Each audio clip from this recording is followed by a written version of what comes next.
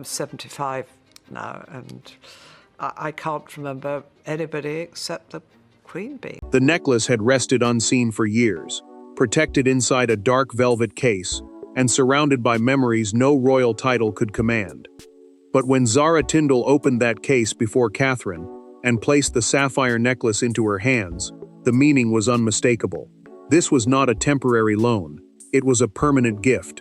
And only hours earlier, Camilla had requested permission to wear that same piece, only to receive a refusal she never expected.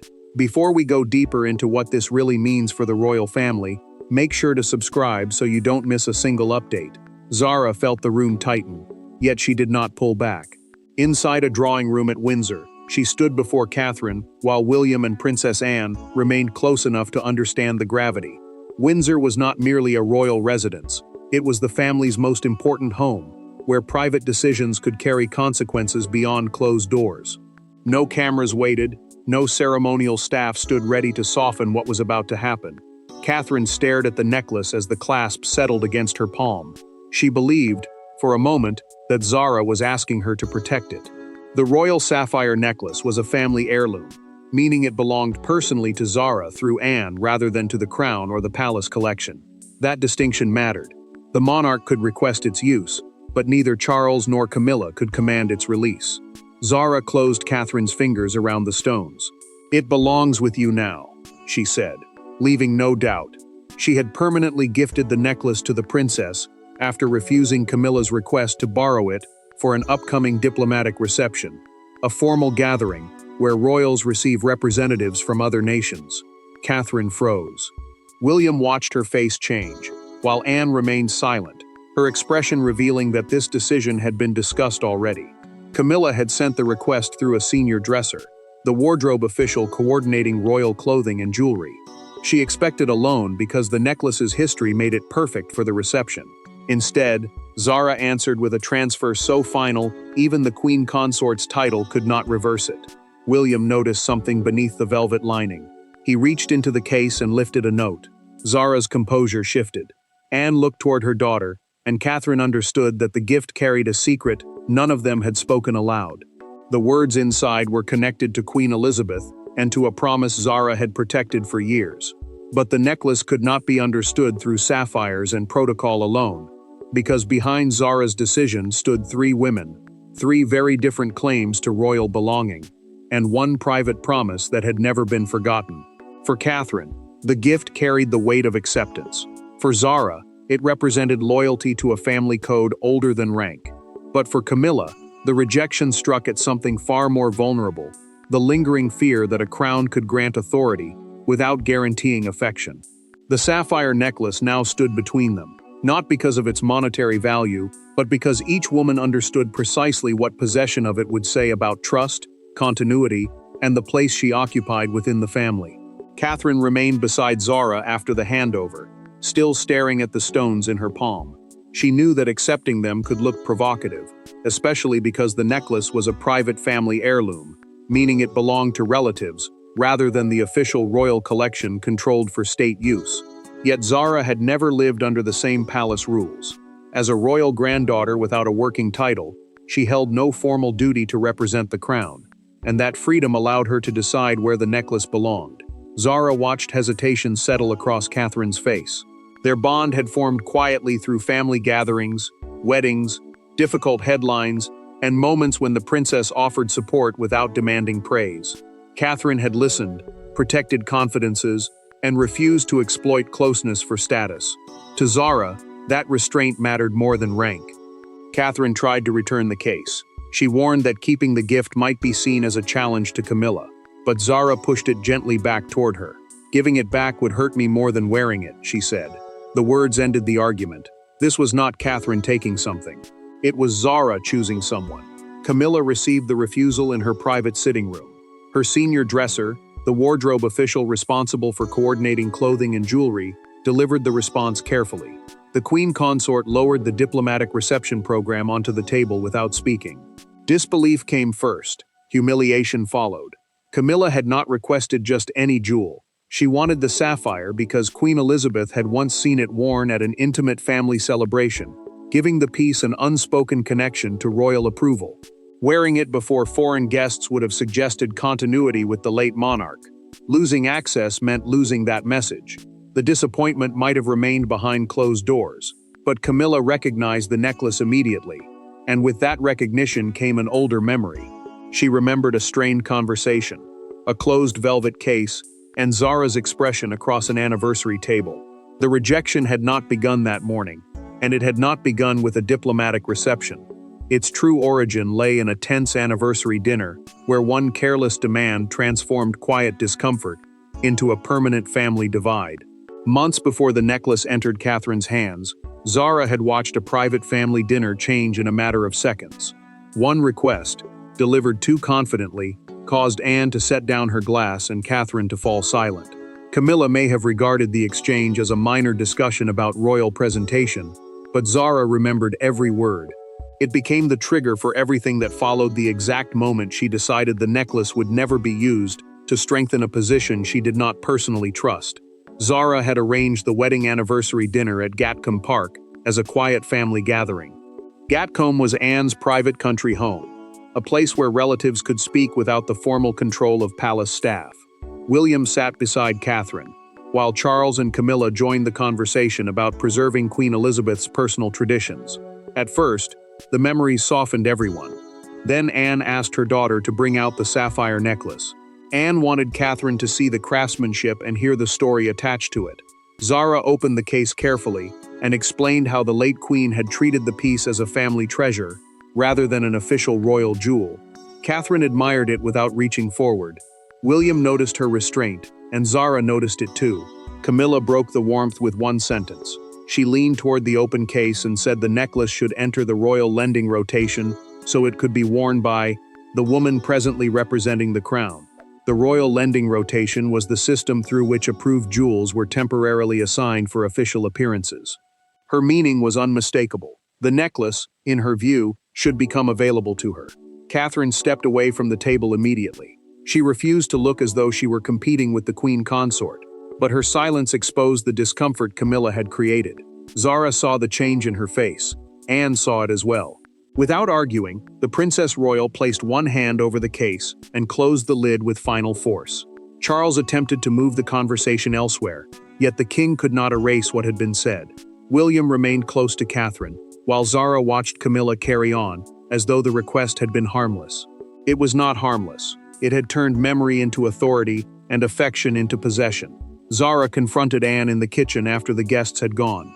She asked whether Queen Elizabeth had ever intended the necklace to become institutional property. Her mother answered no. Anne then repeated a belief the late monarch had shared in a documented family account. Personal jewels should remain with the person who understood their emotional history, not automatically passed to whoever held the highest title. Zara began preparing a legal transfer that night. But before she completed it, Camilla made a second move. The anniversary dinner had created the wound, but the loan request tore it open, bringing Zara and Camilla face to face with no aids, no ceremony, and nowhere left for either woman to hide. Camilla expected paperwork. Instead, Friesta White. She received Zara. The meeting lasted less than 15 minutes, yet every sentence carried years of unspoken tension. There were no raised voices, and no witnesses positioned close enough to intervene. Only a closed door, the queen consort's carefully controlled disbelief, and Zara's refusal to soften the truth. The necklace was not unavailable because it was being cleaned, catalogued, or protected. It was unavailable because Zara had decided Camilla would not wear it. Zara had requested the meeting herself. She refused to let dressers or secretaries carry a decision that belonged to her. The confrontation unfolded inside a private morning room at Clarence House, Charles and Camilla's London residence, where family discussions could take place away from official audiences. She arrived with an empty folder, sat opposite the queen consort and waited. Camilla began carefully.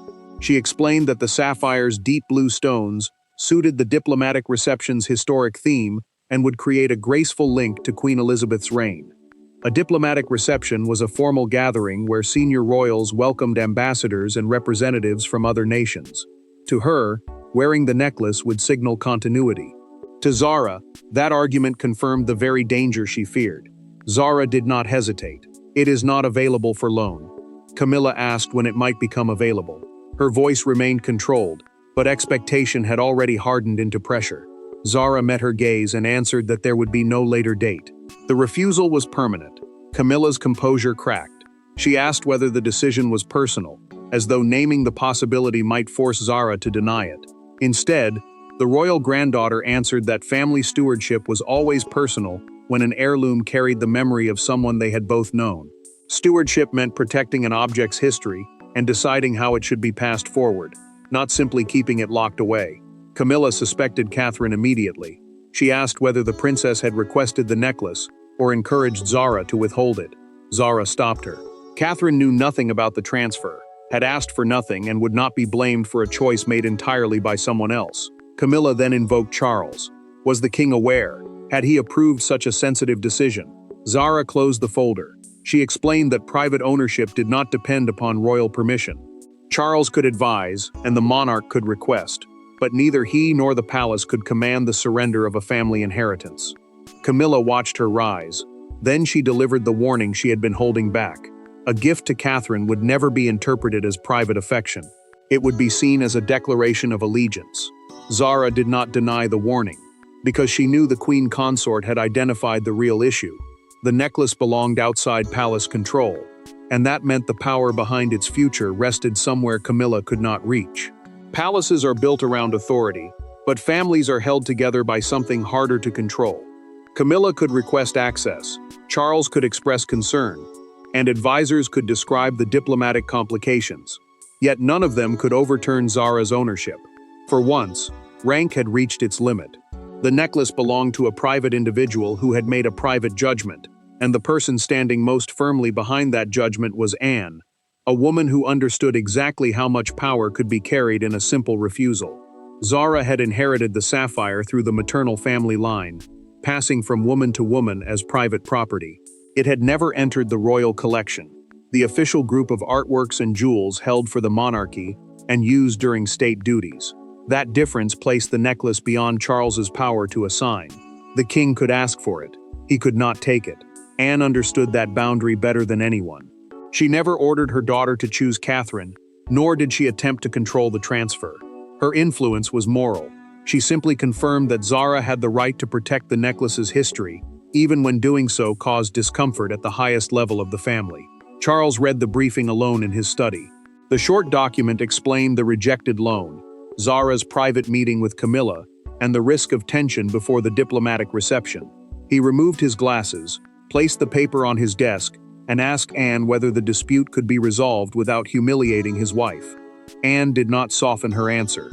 Forcing Zara to surrender the necklace would create a deeper humiliation, she told him.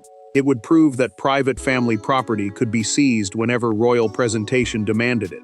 Charles understood the warning. Camilla's embarrassment might last for days, but breaking that boundary could damage trust for years. Zara had already made intervention impossible. Before confronting the queen consort, she had signed a deed of gift, naming Catherine as the permanent owner. A deed of gift was a legal document transferring property without payment. By the time Camilla issued her warning, the sapphire no longer belonged to Zara. Catherine told William herself. She placed the document before him and admitted that accepting the necklace felt like stepping into a conflict she had never requested. The prince read every line before answering. Rejecting it, he warned, would not restore peace. It would return the heirloom to the very struggle Zara had tried to end. Charles chose silence. He would not challenge the transfer or pressure Catherine to reverse it. But his decision left Camilla standing alone. The legal transfer settled ownership, yet it could not contain the emotional damage, and the first visible crack appeared when Camilla saw Catherine's name placed beside the necklace in an internal family inventory. The change appeared on a single line. Camilla's proposed reception loan was deleted, and Catherine's name was entered as the necklace's permanent custodian. There was no public announcement, no palace proclamation, and no ceremonial seal. Yet when the amended inventory reached the queen consort, the effect was devastating. She stared at the page longer than anyone expected, because the alteration confirmed what the private refusal had only suggested. The family had made a choice, and she had not been chosen. The palace wardrobe office moved quickly. Its staff removed the sapphire from the diplomatic reception plan and selected another necklace from the royal collection. the official group of jewels held for use during state duties. That replacement required no private permission. It solved the practical problem, but it could not erase the humiliation behind it. Camilla waited until her private secretary left before reading the amended inventory again. She traced Catherine's name with one finger, then turned the page face down. Anger had protected her at first. Now sadness broke through. The queen consort understood that the necklace itself was no longer the deepest wound. What hurt was knowing Zara had trusted someone else with its future. Catherine felt no victory. At Kensington Palace, she told William that she intended to keep the gift locked away. Wearing it too soon could make gratitude look like triumph, and she refused to let Zara's kindness become another weapon inside the family. Yet the princess also feared that hiding it would suggest embarrassment, as though the gift itself had been wrong. William listened before answering. He reminded her that Zara had not chosen her so the necklace could disappear. If Catherine concealed it forever, he said, a loving act would be transformed into an object of shame. The prince understood her caution, but he also understood the cost of surrendering to fear. Camilla made one final attempt. She asked Charles to request the necklace on behalf of the crown, sparing her from another personal refusal. The king knew what she was truly asking, not merely for the sapphire, but for proof that his authority could still protect her dignity. Charles refused. He told his wife quietly that the matter belonged to Zara and could not be repaired through pressure. His decision cut more deeply than the original rejection. Camilla realized that her husband would defend the boundary even while knowing how exposed it left her. Catherine reached her own decision. She would not wear the necklace until Zara explained the promise hidden beneath it. The fallout had reduced the dispute to winners and losers, but Zara was about to reveal that the necklace had never been intended as a weapon. It was the fulfillment of a promise made in the final years of the late queen's life. Away from advisors, titles, and competing interpretations, Catherine finally asked the question she had avoided since receiving the necklace. Why her? Zara did not answer immediately. She poured tea, closed the sitting room door, and placed the empty velvet case between them. Then she revealed a conversation that had remained private for years, a moment with Queen Elizabeth in which the late monarch spoke not about succession or rank, but about the kind of woman who should one day carry the sapphire. Catherine sat opposite Zara at Gatcombe Park with no husbands, aides, or courtiers between them. Courtiers were members of the royal household who helped organize official duties and protect palace procedure. Without them, the conversation belonged to two relatives rather than two public figures. That mattered, because neither woman wanted the necklace reduced to strategy. Zara explained that Queen Elizabeth had noticed Catherine admiring the sapphire during a family christening years earlier. A christening was the Christian ceremony in which a child was formally welcomed into the faith and family. The princess had studied the necklace closely, yet she never asked to touch it, try it on, or discover who would inherit it. Catherine felt tears rise when Zara repeated the monarch's response from a private recorded family conversation. Elizabeth had said that restraint revealed more than ambition ever could. The words unsettled the princess because she had never considered her silence meaningful. To her, it had been courtesy. To the queen, it had shown character. Zara admitted that she had feared placing a burden around Catherine's neck rather than offering a gift. The anniversary dinner changed her mind. Camilla's demand proved that silence could allow an heirloom's meaning to be rewritten by whoever claimed it most confidently. Zara refused to let confidence become ownership. Catherine reached toward the folded note that William had discovered beneath the velvet lining. Zara had written it immediately after speaking with Elizabeth, so the conversation would not fade or be reshaped by memory. The message recorded the monarch's belief that the sapphire should someday rest with the one who carries duty without reaching for reward. Catherine asked whether Camilla knew the note existed. Zara said she did not. More importantly, she insisted that the words must never be released to humiliate the queen consort. The necklace was meant to honor Catherine, not destroy another woman. That distinction restored what the conflict had nearly taken away. Catherine finally agreed to wear it once. Not at a state banquet or diplomatic reception, but at a remembrance event dedicated to Elizabeth's service. The private promise restored the gift's true meaning, but once Catherine appeared wearing the sapphire in public, the world would interpret the moment for itself, and no palace briefing could control what followed. When Catherine stepped from the car at the Queen Elizabeth Memorial Trust service, the sapphire necklace caught the light before the crowd fully recognized it. Then a murmur traveled across the barriers outside Westminster Abbey. Cameras lifted. Broadcasters interrupted prepared commentary. Within minutes, the gift Zara intended as a private act of continuity became the most analyzed royal image of the year, Catherine wearing the heirloom with quiet composure, while Camilla arrived separately in a necklace, selected from the official collection. Catherine had chosen the memorial service carefully. The Queen Elizabeth Memorial Trust was a charitable organization, created to support causes associated with the late monarch's lifetime of public service. Wearing the sapphire there connected it to remembrance, not triumph. She wanted the necklace to honor Elizabeth's values rather than announce victory over another woman. William remained beside Catherine as they entered. He offered one brief, reassuring glance before the service began, and the princess understood it immediately. Remain calm. Remember why you are here. Several rows behind them, Zara sat with Mike Tindall, while Anne watched from nearby. Zara saw the public attention gathering around the gift. Mike noticed her tension and quietly reminded her that the decision had always been hers. Camilla recognized the sapphire across the Abbey aisle. Her face remained composed, but she lowered her program and looked toward Charles. The king kept his eyes fixed ahead. His silence protected the ceremony, yet it also confirmed that he would not step between the queen consort and the consequences of Zara's choice. Catherine felt every glance. She touched the clasp once, remembering Zara's warning that the necklace must never become an instrument of humiliation. The gesture steadied her. She did not look toward Camilla, and she made no attempt to draw further attention to the heirloom. The public drew its own conclusion. That evening, a crowd gathered around newspaper boards outside Buckingham Palace. One front page carried the headline, "Zara chooses Catherine," above a photograph of the princess wearing the sapphire. The words turned a private gift into an apparent declaration. Zara heard the headline repeated during a national television broadcast.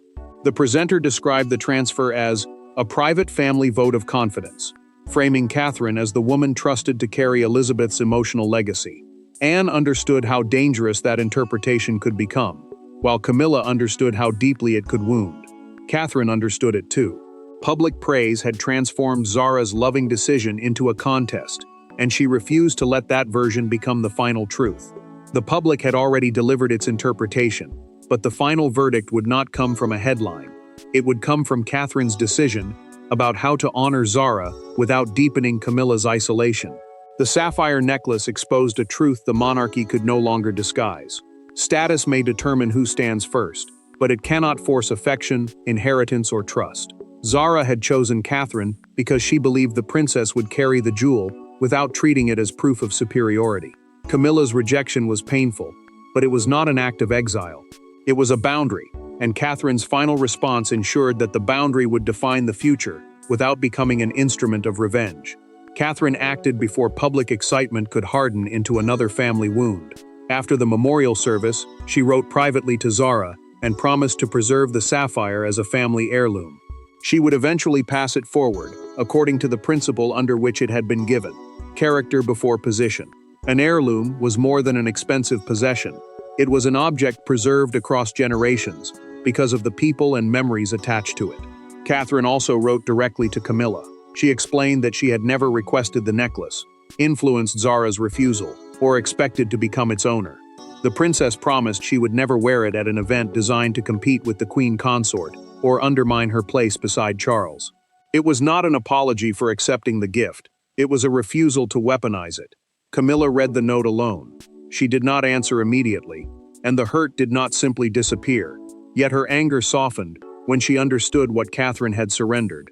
The princess could have accepted the headlines, celebrated the public praise, and allowed the sapphire to become proof that she had been preferred.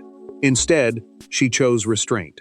Camilla met Zara again at the next private family gathering. Their greeting was controlled, but it was not hostile. Zara did not apologize for protecting her inheritance, and the queen consort did not renew her request. Something between them had changed permanently. Still, the confrontation was over because both women finally accepted the boundary neither could erase. Catherine returned Zara's handwritten account of Queen Elizabeth's words to the velvet case. She locked it beside the necklace rather than releasing it to silence critics or strengthen her own image. Anne recognized that choice immediately. The Princess Royal understood that her daughter had selected correctly because Catherine protected the late queen's confidence, and refused to exploit Camilla's pain. Zara's gift was never a rejection of monarchy. It defended the monarchy's most human foundation, trust freely given. Camilla learned that a loan could be requested, but trust could not. Catherine proved worthy, because she never celebrated being preferred. And so the royal sapphire necklace found its final home not with the woman who possessed the highest title, but with the woman trusted to carry its history without using it against anyone else. Thanks for watching. Please don't forget to like and subscribe, and we will see you in next one.